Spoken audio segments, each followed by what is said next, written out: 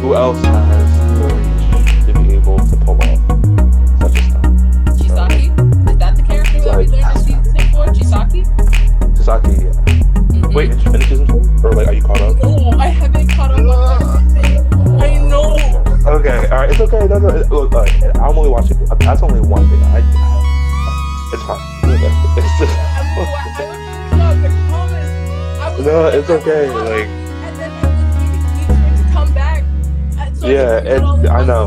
Like, you know what I mean? No, there was a huge gap in season 4. Like, Yeah. there was a big gap. Like, it's like a massive time hiatus. Like, after like 100% that through, and then it was like, yeah. And then I saw the movie, and then wait, did you see the movie? The second one? No. Oh my god. Okay, when you do see it, we have to talk about it though, because there's a lot of controversy surrounding like the plot at the end, and like the plot. Really? Personally, I don't read the manga. I'm gonna find it. I'll find the website. There's somewhere. Oh, there's mass sites. There's mass sites out there. There's mass sites. I mean, personally, I don't read the manga, so like, I don't know like what's canon or not. I'm just literally going off of like the show. I mean, not the movie, but a lot of folks are kind of like iffy about the. When you watch it, you'll know. My friend. But anyway, that's the section. If you have not started watching My Hero Academia, you really gotta start. Like, yeah, everyone's watching it. Like, I'd highly recommend it. Like, it's good. Like, it's not even good. It's amazing. Like, you don't get bored. I mean, okay, you can't get bored. Like, it's beginning nice. Season 4 was boring for me. Not gonna lie, because like they were on fair, one yeah. mission for a very long time. For a very long time. Those dragging a bit. Yeah, no, that's fine. No, like, I mean, that did get a little like redundant, even though they did. We're about to come out with 5 next year. But the seasons are short. They're only like 15 episodes a season. Other than that, 25. Oh, okay. Yeah, Estimation. but yeah, it's good, and like but they're only like 20 minutes though. Like, and it's on Hulu. I know it's on Hulu. Get Hulu, it's on Hulu, but yeah, you go through it really quickly, and it's just like you fall in love with some of the characters. But yeah, going back to where were we again? Oh, we're talking about we're introducing our topic. So before we got cut off and started this we were talking about what our topic is for today. If you don't know, my name here is Otaku, Zotaku, and my friend GB over here. We're trying to talk about start a conversation about queer representation in cartoons, anime, video games, etc. That was what the topic was. We did this last week, and now we're doing it again this week, just going a little bit more in depth. And before Instagram so rudely cut us off, hopefully the people that were there before will come back. Before Instagram rudely cut us off, you were saying. I remember you asked me about like, well, I guess this initially we were talking about, last week we went into more like a macro standpoint of the history of LGBTQ plus identities in anime, and also a chronology of that and what that's looked like, and also good, bad, ugly representation, and also what qualifies as good, what qualifies as bad, what qualifies as ugly, what qualifies as very good, what qualifies as okay, you can put some water, what qualifies as just pander, that's terrible. And those are really important discussions to have, because as consumers, we definitely want to make sure that all of our voices are heard. And it's hard sometimes, because not sometimes, a lot of the times, because you have everyone's identity is in layers. So you need to understand that it's not just about LGBTQIA+. Like, you have black and brown and indigenous LGBTQIA+. You have non-black POC LGBTQIA+, like disabled LGBTQIA+. So it's like there's layers to people's identities. So it's extremely important to understand that, and to understand that people's voices need to be heard and elevated. And that's something that we're just trying to do our best to give light to. Like last week we talked about, we gave like some examples of good, bad, ugly. But this week, we're going to talk a little bit more, going more in depth with the consumer aspect and the consumer side in terms of what we would like to see, and if we could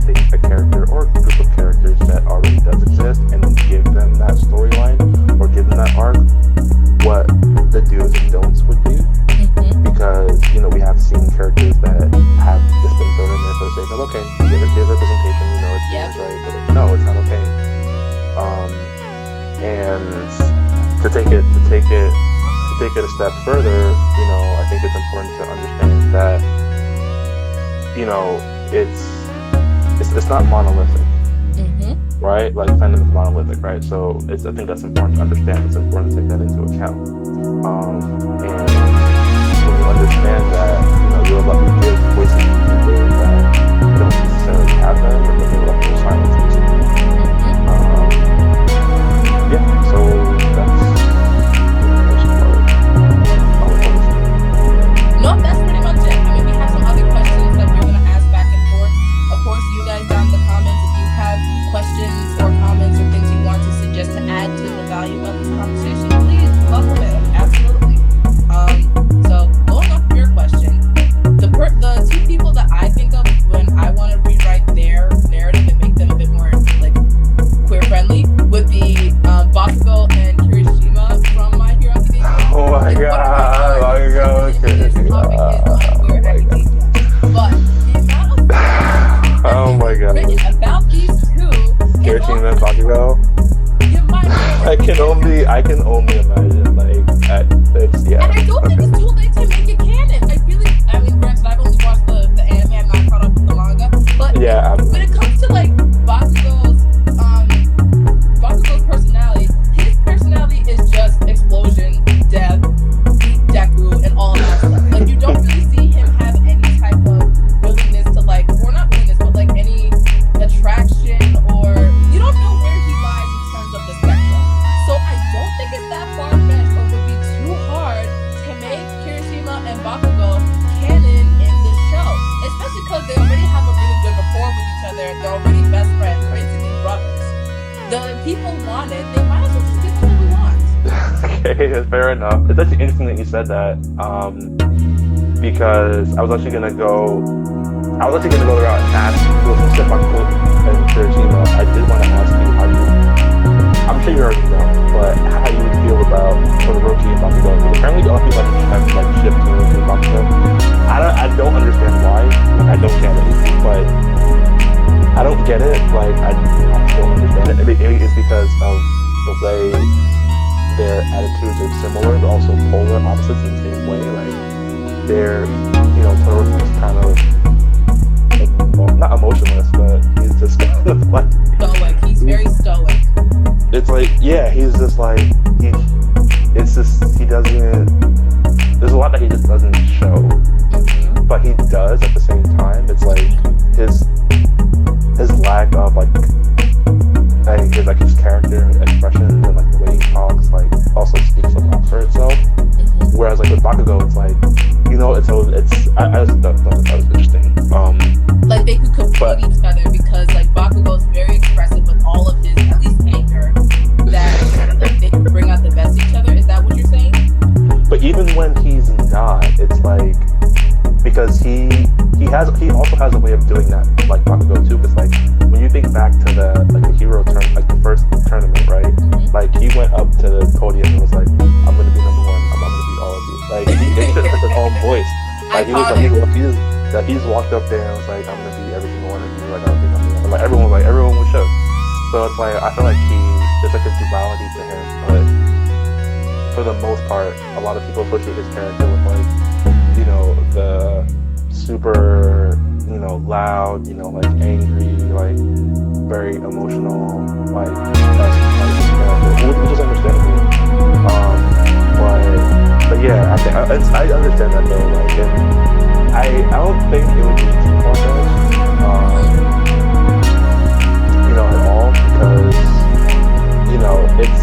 But I will say it would be challenging because Kirishima, he's the type of person that we haven't gotten a lot from him in terms of like arc and like storyline development. All we really know is that he and Bakugo grew up together. Like in season 4, we got a little bit more like depth, but I feel like it would take more building on Kirishima's like stamp on for him, because I definitely would like to see what would be going on with him, and how that would affect his relationship with Bakugo, and also with that, also Todoroki, because it's interesting that like those three characters are not close to each other, but they're always like within close proximity to each other. Yeah. Mm-hmm. For lack of a better term. So it's always like that trio: Todoroki, Kirishima, and Bakugo.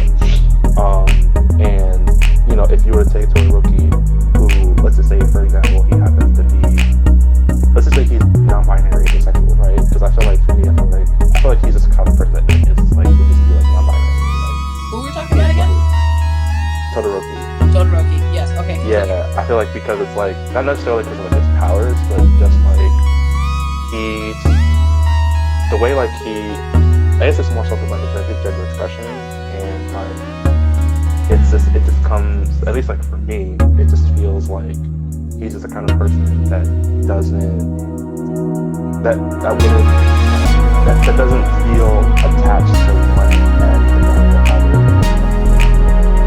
It doesn't come off as like him, like so like it's like sort of if I did have the pen, like that's the route that I would go, because and that's just more so because he just doesn't seem like the type of character who would have, it doesn't feel like his energy lies in one direction or the other, or both. It kind of just feels like he's outside of it. I see it. He seems very unattached. Yeah, so like, but at the same time, he is someone who does really care deeply, for his classmates and his teammates. Like he fights hard, people don't like when he fights, like he goes all out. So, that's also something that I like to take into account. Like, yeah, he walks around with like his hands in his pockets like Bakugo does, and like, like, cause I mean that's like Bakugo like with his hands in his pockets is like that's like iconic. Like he walks around. It is iconic. Like you can't be a Bakugo cosplay if you don't stuff your hands. Yeah, like his pockets and like shoulders slouched. Like, no, but yeah, I think I think going back to it, I think Todoroki would definitely be like a non-binary character, because that's just the way that he comes off to me, and I don't think it would be too challenging to write, because thinking about like his father and like the dynamic between him and his mom, like at least like if I were to write his character arc, in the beginning, he would definitely feel more aligned with, being like more masked and like, feeling like as he started to grow and develop, right after the sports festival, now they're gonna come out yeah, like this is your life is yours, your power is yours. Your power is yours. Like it would start to come to fruition, start to bloom within him, that like, okay, like my body's mine, that like I am defining who I am, like it doesn't matter like who my father is, doesn't matter, like my power is like this, like being the son of the number 2 hero, like all of those things like don't matter. So, and then he would start to finally accept who he is, and then so yeah, I think that would be a really interesting and yet powerful arc to write, because it would parallel a lot with his struggle with his identity, and then you could intertwine that so perfectly well, like, and definitely could, especially if Todoroki was trying to explore that side to himself, having to deal with having to like open that up to the public, especially with like his father being so anal about appearances and what your future's supposed to be, and focusing on the mission of being number 1. Like, how are you gonna be a number 1 hero if everyone's talking about you wearing that? Yeah. So I can see that. I can totally see that. But yeah, like I would definitely like write that in, like if I could start back with Todoroki's art and just like and do it in a way that like really feels relatable and understandable, because like yeah, he has powers, he's another hero and all this, but yeah, that's just where I go with it. Like, as soon as the question came to mind, I'm like, so. I do see that. Going back to the point that you said about Todoroki and Bakugo being a couple, I'm just like, I don't see it. Mainly because the problem is that Bakugo doesn't respect Todoroki at all. Bakugo only has respect really for Kirishima. Like, if you remember where Bakugo got kidnapped, and the kids all had to do this extravagant like ploy to get Bakugo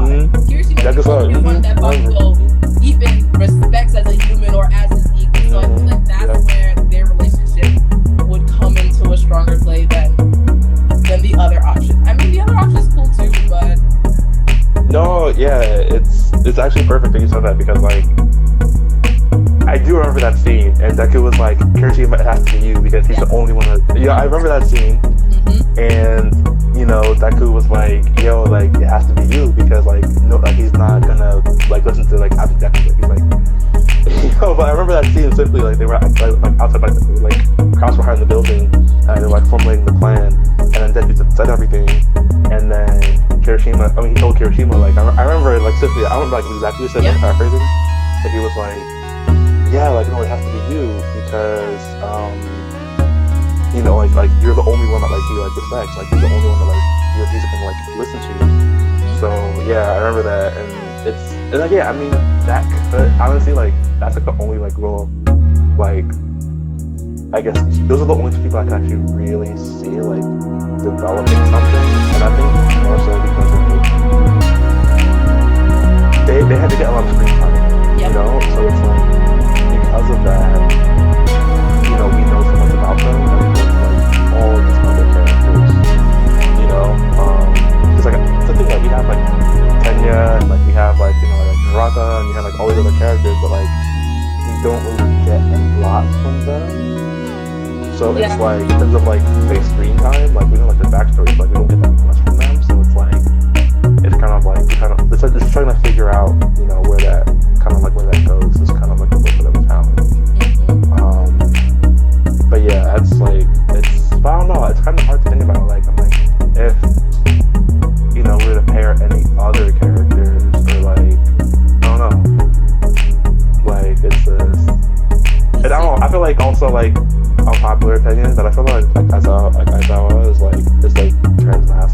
Like you think so? That's just me. I feel like Aizawa was transmass, and like he just like gives me all that energy, like super transmass. Like I don't know. Like I just feel like that's just. I just feel like hey Sarah, what's up? Hearts. I just feel like from day one, like I just got that energy from him. Like he's like I'm like, yo, this should be transmass. Like he's just like I don't know. Like I feel like he's just like I don't know. I feel like it's like just like the way he like his personality, like and not personality, but like the energy that I get from him. Like he just radiates that to me. Yeah, I don't know. It's kind of hard to explain, but like I could absolutely understand it, like the way it was written, like if he was a Sanki, but like kind of developed his powers. And, like, I don't know much about him, this arc of his storyline, so like it's not much I can say like canon wise, I don't know, but like I could definitely see like I just like I don't know. I just like the writers can honestly just make this a thing if they wanted to. And you can do it in an honest way, like because it's like we talked about last week, like there are so many examples of like there's just a lot of like really bad examples of like you mentioned Bro from Black Butler, and you mentioned Prisoner from One Punch Man. That was just atrocious. That's what I was gonna tell you about. Like, yo, that was what I was gonna tell you about. Dang, what was it? What was the question that we had? Which character was made queer just for the sake of being just queer? think of it, yeah. Like and I was thinking of okay, first, did you ever watch One Punch Man? I've heard of it and I've seen Tatsuma cosplayers, but It's okay. It's okay. People so they probably don't remember this one bill that they had. So the bill is named Puri Prisoner, and essentially the reason why he went to jail and the reason why he's a villain is because he's so gay, he's so hungry for male attention and male love and affection that he went around like sexually assaulting all these men, and that's why he's in prison. And the guy is just very flamboyant, and he's very like it's just a very ugly representation. Yeah. So when I think of like that's the only queer character in the entire show, and I know they did it at the point to be villainous or to be bad, and that's I hate that character. And that's terrible. Even though Like there's like 20 seconds or something like that, maybe that's one episode, but no. Like that's terrible. Like and taking it a step further, like these things have like real life implications, and they have real life consequences. Like when you portray portray, like, so the character was a gay character, right?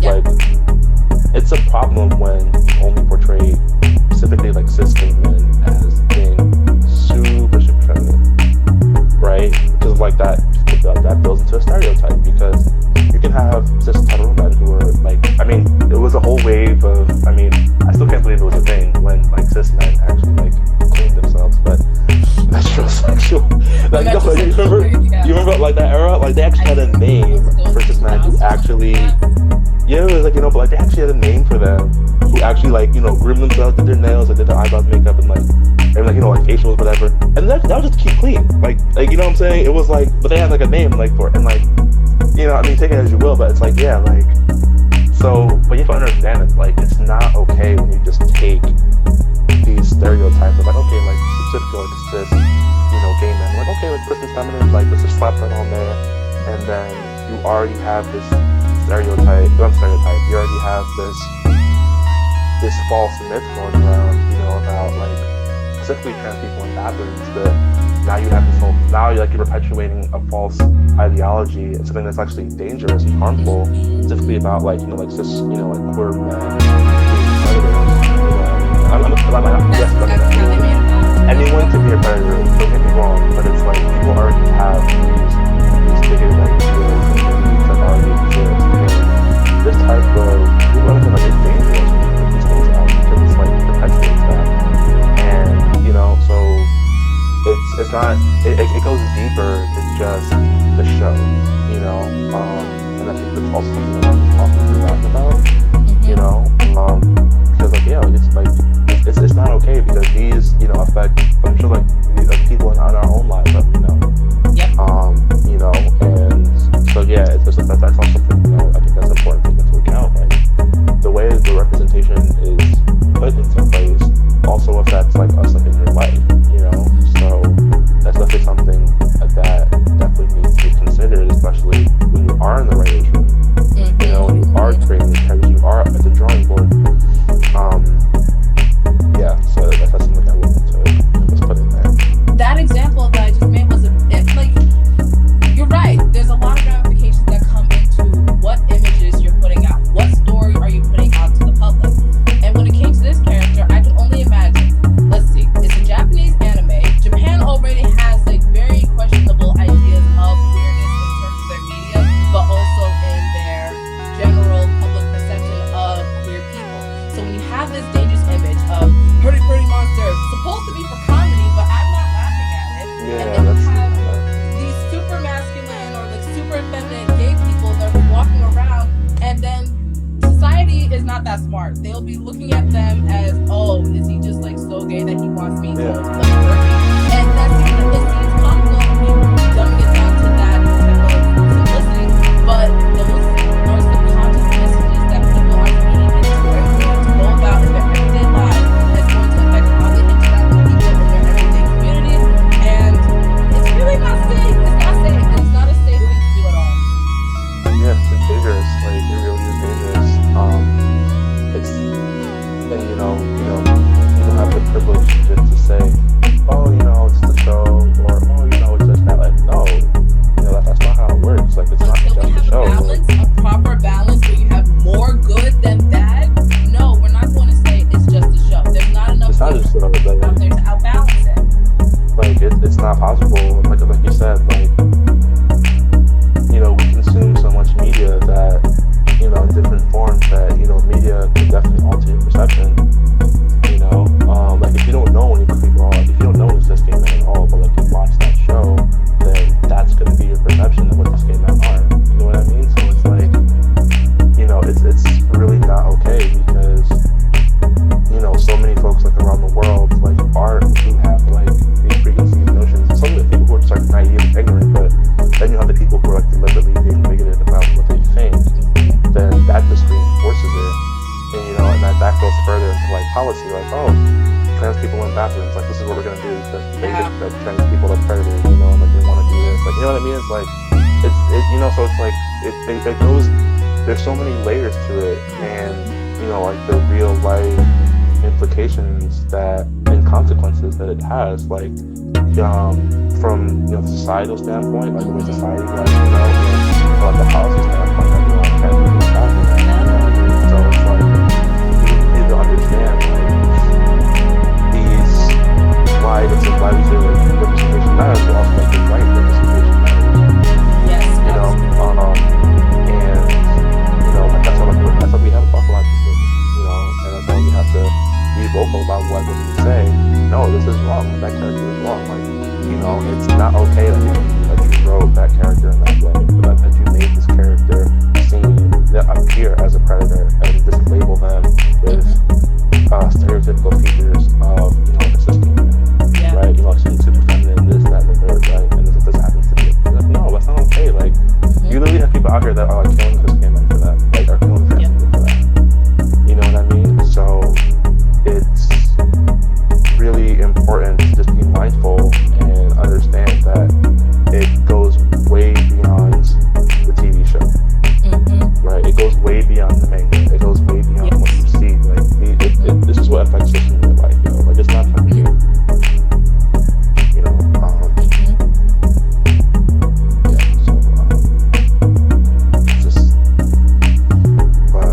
But anyway, so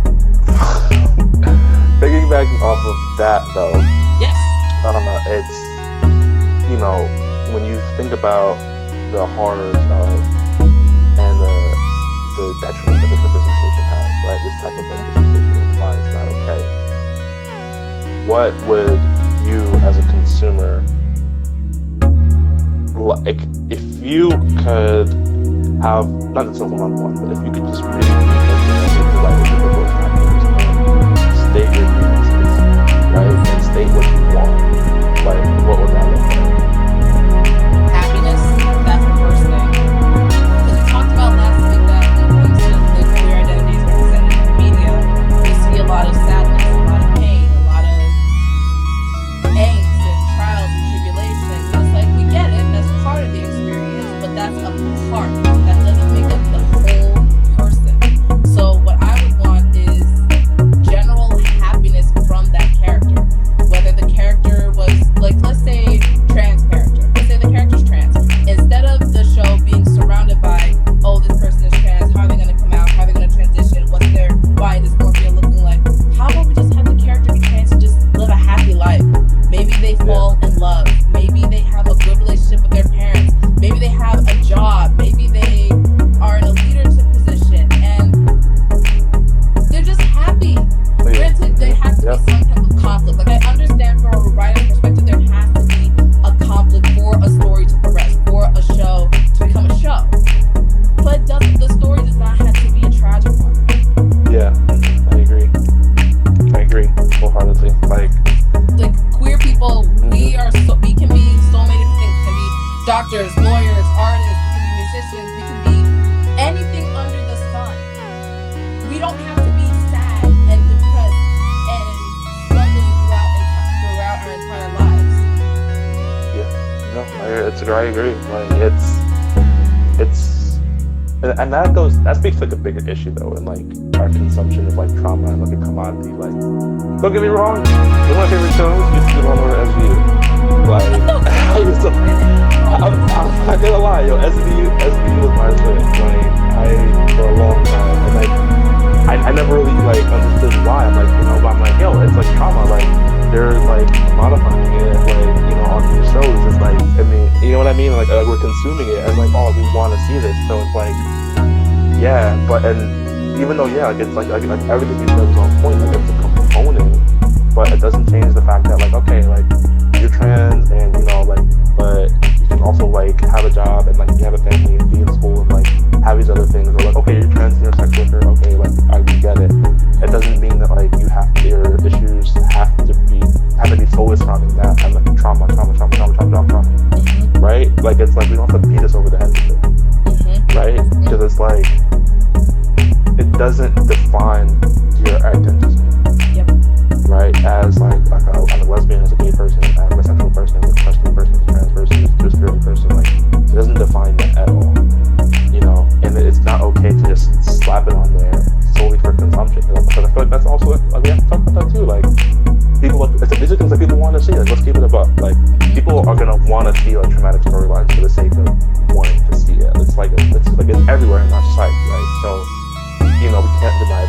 it's not an excuse, but I think that's also something like you have to be mindful of. Like, you know, these are things that people like are just. It sucks that like, you know, traumatic storylines like get so much attention, you know, or like death of the hero is like it gets so popular because like the hero dies, right? But it's like at the same time, it's like, you know, we have to be mindful and realistic and, you know, culturally competent and sensitive about, you know, the people who are living these lives, right? But the people who actually, you know, are living these layered events and they go through everything, right? Like, are you being sensitive to them? Like, are you acknowledging, you know, like their own struggles and also their own triumphs? Are you acknowledging that they, you know, they can have exciting, you know, happy, faithful, and like loving lives, and also still experience trauma and still experience like, you know, like shitty stuff, right? And still experience, they go hand in hand. It's not one or the other, right? It's like you don't have to overload us with like, you know, okay, positive vibes only. Like, no, like you don't have to overload us with that. But at the same time, it doesn't have to be the other either, right? Yep. Like it's a balance between the two. And I think that affects something that a lot of people just don't get. Not don't get. They just don't want to do. Yeah. Right? It's like it has to be one or the other. And I'm like, no, like it's not, again, not a binary. Right? Like binary is like, no, like that's not how it works. And you know, it's important to understand and be mindful of the fact that, you know, like you said before, you know, your lives are layered and it doesn't have to be one extreme or the other. You know, in order to actually have a good story. Like one show that actually Millie was talking about this.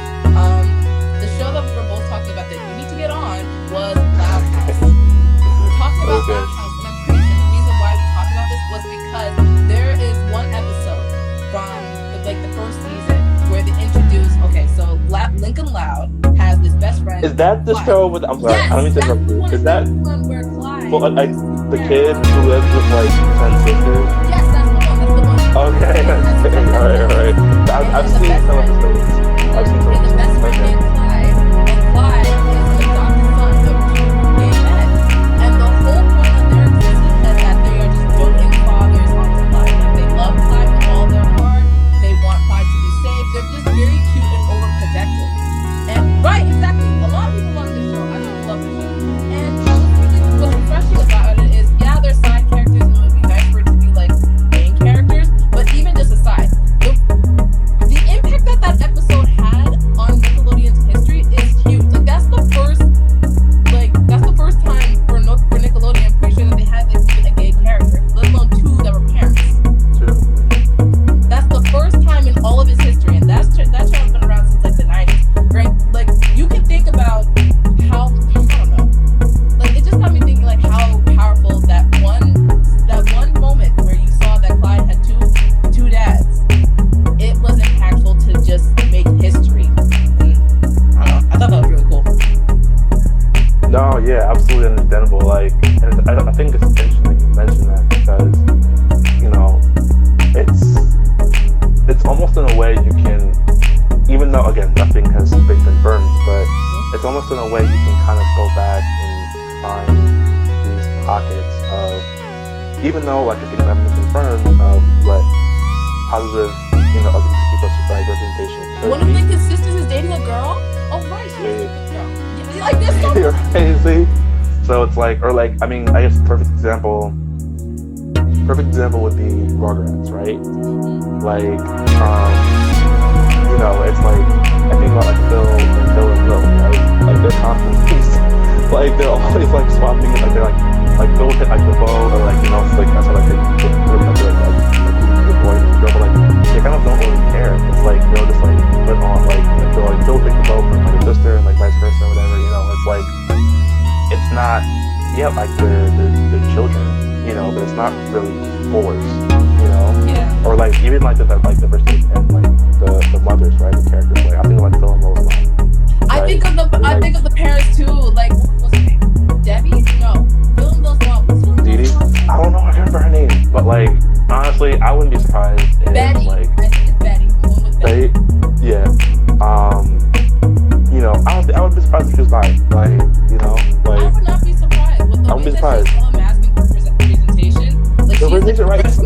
like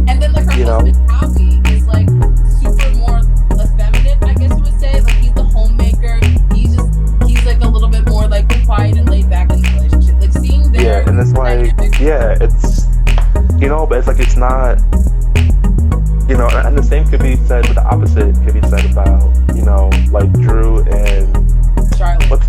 and Charlotte, yeah. So, because he's like a business executive, like always like, and like she's it's interesting because she's like super feminine, her like appearance, She's feminine, and like her expression,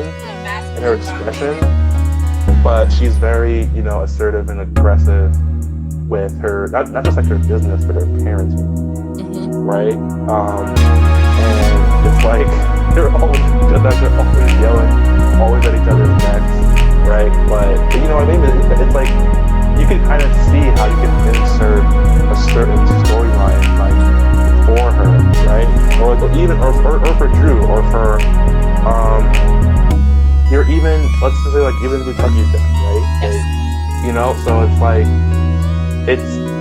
the possibilities are there, right? Like, you have these different, like, not say, I guess, potential, potential arcs and storylines that are there, that could be done, but it's, and you're kind of, and again, it's just why fan fiction things are amazing, but it's like, it's not necessarily intended, but you can kind of see where the potential is, right? So it's like, and I think that's kind of like the beauty, especially with our cartoons, because it's like you have a lot more malleability there with like cartoons. I guess in my opinion, because they're animated, but at the same time you have to be careful, because you do have that malleability and that creative freedom to draw and voice characters a certain way. So I would say like it's a double-edged sword, having that freedom, because it's stuff they're animated. It is, and then going back off of that, so you were talking about just now, so I can understand.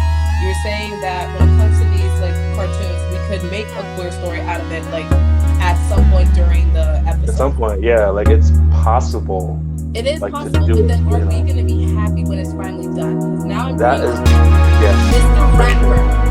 If you have Arthur as a name, you would know Arthur's teacher, Mr. Rapper. We just knew him as Arthur's teacher. He was a wise man. He was in 2 episodes all the time. And then what happened? 2018, whatever year it was, Mr. Rapper is getting married to a man. So they made Mr. Rapper gay. This was after. Okay, when you mean a man, you mean like what animal was he getting married to? Because like they're all animals, right? So like, let's say aardvark. Okay, because like yeah, okay. Arthur's an aardvark. Aardvark. Okay, all right. I'm curious. So that was an example of a character that wasn't defined, and then all of a sudden made him queer. Now, are we thinking that that's just part of queer being trendy now? Are we happy with it? I was happy with the episode, but now they're thinking about it. Is everyone going to be happy with it? That is a great question and a great point. I don't know. It's see, and like that's definitely where a challenge comes in. That's the double-edged sword. Because it's like you want authenticity, right? And you want them to be genuine, but at the same time, it's like, how is this going to be received by the audience? Exactly. Another example I can think of was SpongeBob. SpongeBob and Patrick, apparently in 2005, the creator of SpongeBob said that they are both asexual. Now again, the show has been on since like what, 1997? How is it just now in 2005? That's when you made it official that yes, these are queer characters because they are asexual. You guys kept saying it in the Atlas, you're fine. Now it's yeah, I don't know.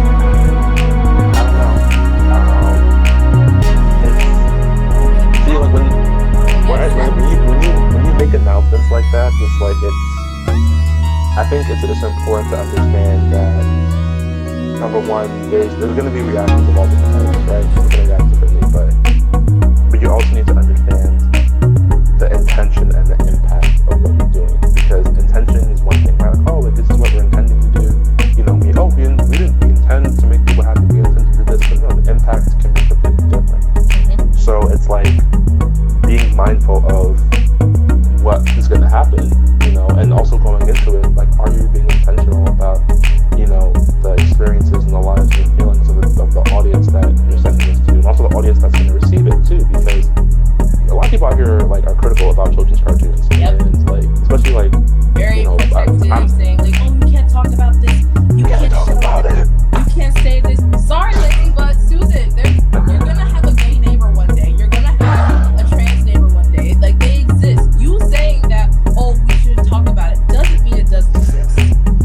I'm glad you brought that up. I don't know if we're gonna have time to talk about it, but it's like, and that's a whole other conversation by itself too. Like, oh well, like what kids can and cannot accept or can and cannot, like what's appropriate. You know, because like, are we gonna act like Tom and Jerry? This man was not, well, this cat was not out here swooning that white cat. Acting like a black man saying that song. You know, you know what I'm saying? Like,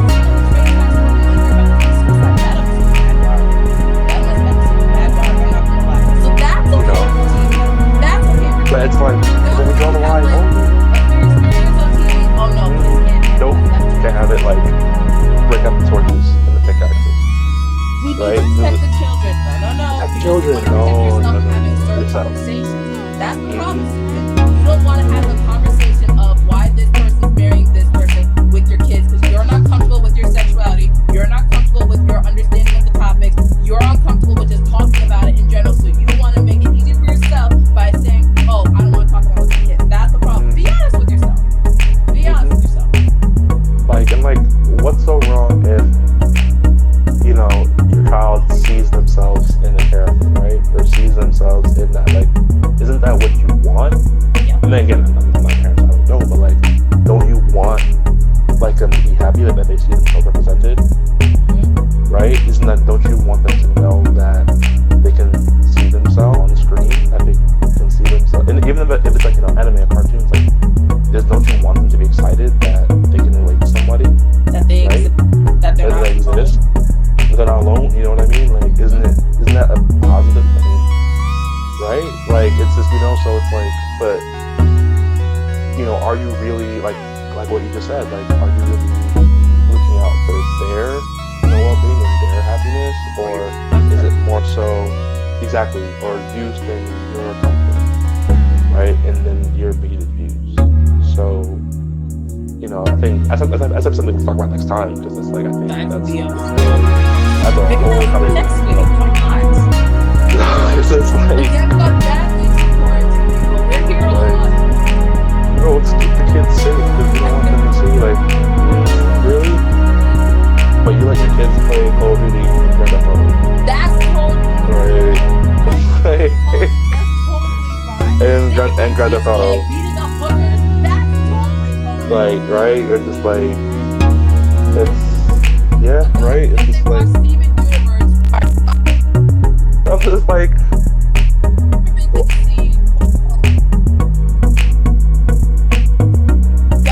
God forbid they see like two men kiss. Oh, you gotta like stop the press, stop the madness. Like, right? I'm just like, or even like, yo, like I mean, I don't know if it's related, but like in Shrek, like the donkey fell in love with a dragon, right? And I'm just like, that's totally fine. That's like, I'm just like, yo, like, I mean, it's, you know, I mean, I'm like, so, yeah, it's just,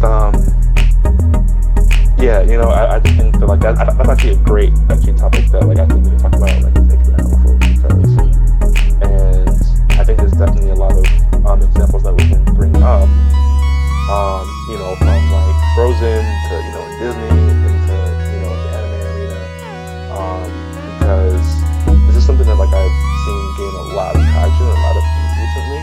Like, I remember specifically with like, the whole Frozen situation and all that.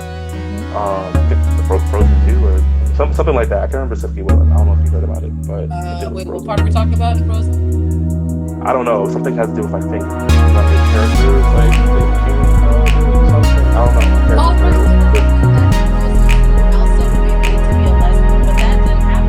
Oh, okay. I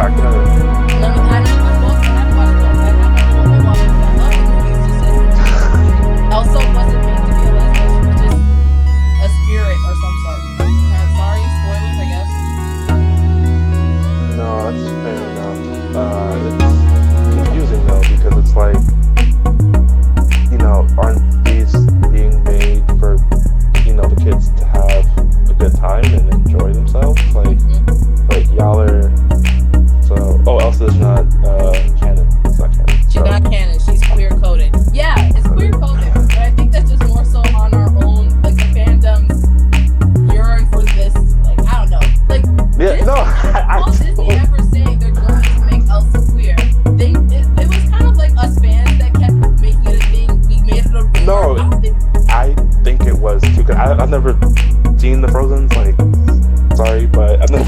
Frozen. So, but I do know that like that was, I mean, I know this is like a live action thing, but like in Star Wars, that was a thing with like Poe and Finn. And what's his name? Oscar Isaac talked a little bit. I mean, he didn't say anything official, but he was talking about like, you know, what could have been. He said, "Oh, well, you know, could have been done." But okay, he chose not to do it, whatever. And I'm like, obviously, like, y'all were like, come on, Poe and Finn were like, it was there, but y'all were like, and I'm just like, they didn't want to do it. And I'm like, meanwhile, we live in not good, but the whole Star Wars universe is all these different creatures and beings and whatever, all procreating with each other. But you can't have too many things, right? And it's like, you know, so it's like it's this something dichotomy, like, oh, yeah, representation, all this is important, yeah, you know, and you know, we're almost a thing, and like, times like this along the way, right? So like, this would be the 51st year, and like, you know, still have had this conversation. But it's like, oh well, maybe like it's like okay, representation, it's okay, but let's only do it this way, and let's check these boxes, but not those, you know, and let's make sure that like, oh, this is more palatable, you know, as opposed to this, and even though, oh, this may be more harmful for actual real life people, but oh, it's okay, you know, we'll just say it's only, you know, so it's like a lot of dancing around on the topics. It's a lot of dancing. and just lack of empathy.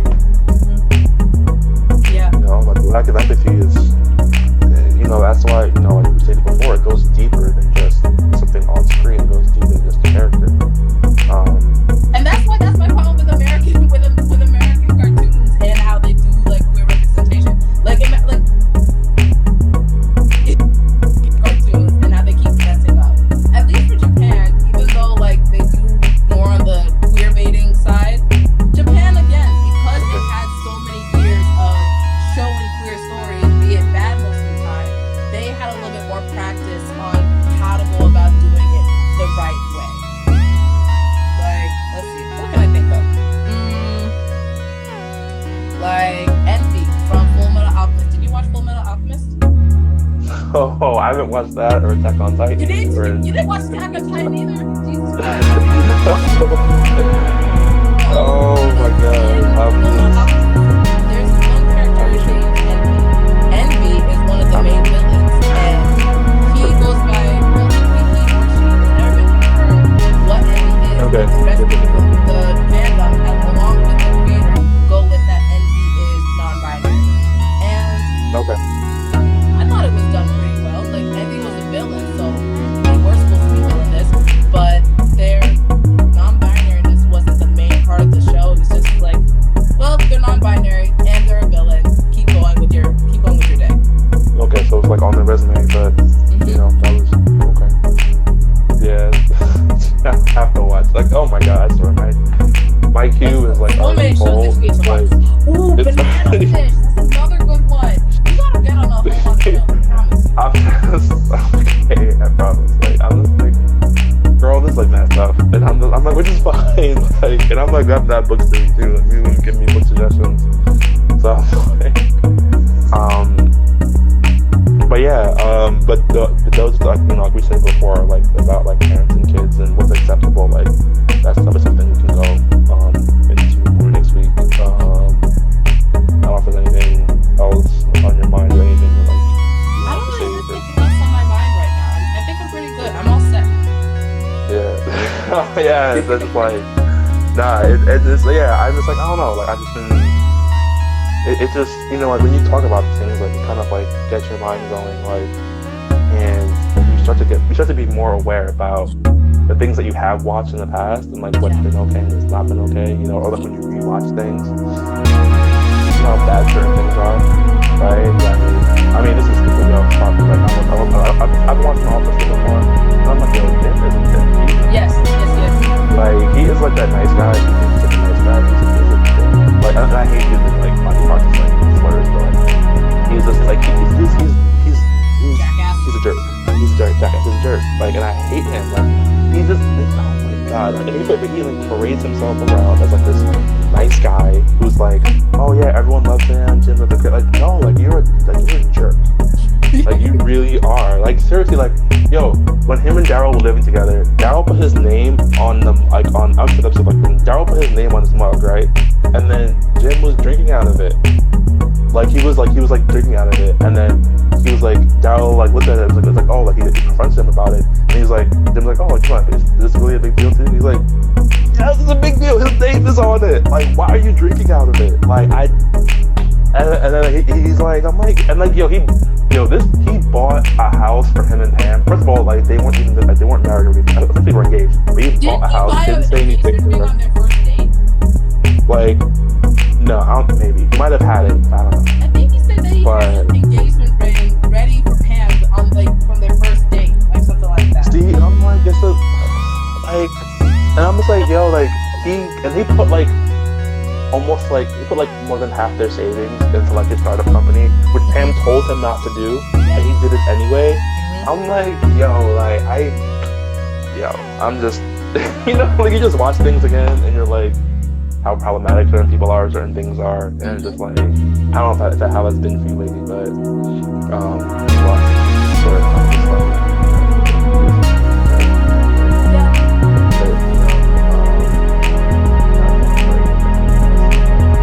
I just finished On My Block. It was actually I love On My Block. Oh, you did? Okay, so we have to review that. On My Block. Okay. So we have something like this.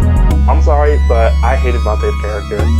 He like Monte from was not a good friend to Jamal. Jamal deserved. Oh my god, yes, Jamal. Okay, Jamal deserved better from all of them. Like, they clowned him. I even went like, okay, like, yeah, like, he followed like the wrong. They were talking about Roller World. Jamal was like, oh no, like Jamal was like, I'm gonna find the Roller World money. Yes. He was crazy, and then everyone. He finally found the money, and then that's when everyone was like, Jamal, we need this money to help. We need this money. I'm like, I would have been like, now, like, y'all, like, no, like, and like, only person that was there for him was Abuelita. Like, she was there for him. I mean, like, even though, like, at the end, actually, she told him, like, if she was, I guess she kind of, like, kind of gave up too. She was like, like, it's okay, like, you tried your hard, whatever. But she didn't, like, clown him or anything, whatever, like, gaslight him, like, but it's just like, it's like, oh, well, it's our I'm like, ours? No, I found it. Like, and it's just like, okay, I do want to ask you, though, like, how did you feel about Jasmine's character? Jasmine was the annoying character as always in like the first season, but I never liked how they make plus size women as the annoying best friend character that no one likes to be around. Yes, I agree. I'm glad that when it got to season 2, her character had a complete turnaround, because if they were to see Jasmine as just the quote unquote fat ugly friend that no one wants to be around, I was gonna be upset. I'm like, well, now this is just an FU to me as a plus size woman, that all our characters can be is just fat ugly and annoying. So they did a really good turnaround in season 2 when she was helping Ruby out, and then in season 3, Ruby was on some weird ass shit. I don't know. Jasmine became way more important. She's not my favorite. Yeah, and I'm like, she came with emotional intelligence, She was like, I need somebody that's there for me. Like, you're on, like, she said, I wrote this down in my journal. She said, and I remember this, she said, you only talk to me about your feelings when you're all up in them. I was like, yeah. That have that one friend or that one person that only talks to them when they need help. And I'm saying, like, you speak about that. When she said that, I was like, sis had the emotional intelligence of like a 40-year-old, 50-year-old woman. I mean, or just like the way she was.